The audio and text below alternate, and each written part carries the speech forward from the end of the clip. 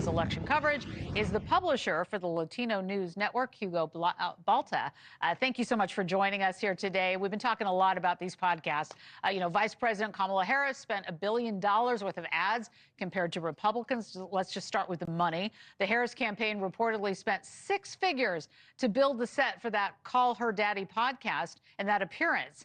Is it safe to call this the podcast revolution? Because this was a really big deal that they took so much part in these podcasts. Absolutely. Well, first of all, thank you very much for having me. And you're absolutely right. The podcast, new media is increasingly important for both parties, both candidates, as you've illustrated. And that's because it gives them the opportunity to have conversations with content producers that are leaning in on their real lived experiences, which is in contrast to legacy media that perpetually talks about a distance between the journalist, the reporter, the content producer, and the news that they're covering. So to have an opportunity to have a sort of more laid back conversation with a person that not necessarily has a podcast focus on news or current events, but more about lifestyle and personality is an opportunity for both candidates to showcase a different side of themselves. It's about the reach as well and the demo, as you said. The podcast election, as many are calling it. Trump's almost 3-hour episode on Rogan has close to 50 million views online. Let's take a quick listen here. By the way, he gave me the nicest endorsement, too. The tough. He said the country's going to fail. You should do the same thing, Joe, because you cannot be voting for Kamala. Kamala, you're not a Kamala person. I know you. I've watched you. I know him better than he is. You know what? Without speaking to you, I think I know you maybe almost as well as your wife.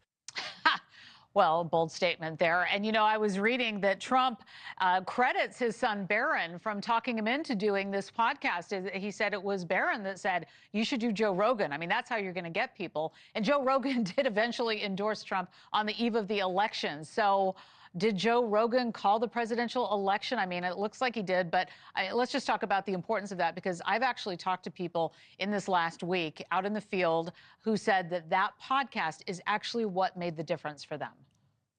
Sure. Listen, Joe Rogan, very popular. As you've mentioned, 46 million people tuned into the podcast with then candidate, former President Donald Trump. But it's also about demographics, right? So a large portion of people that are listening to podcasts are millennials and Gen Z. And even people who are older, like myself, 50 plus, that number is also increasing. So when Joe Rogan endorses Trump, that's a big deal. And it's akin to legacy media, newspapers endorsing candidates. Now, I think by the time Joe Rogan endorsed Trump, more than 80% of registered voters had made up their mind. But it definitely speaks to their base. And one of the things that we saw with Joe Rogan was 3 hours of a conversation with then candidate Donald Trump, which when we see legacy media, they're bits and pieces, whether it's radio, television, or quotes. Here's an unfiltered conversation where people get the whole picture as opposed to bits and pieces. So was it a mistake for Kamala Harris not to do Joe Rogan? Because she was invited. She did the other one, Call Her Daddy, but...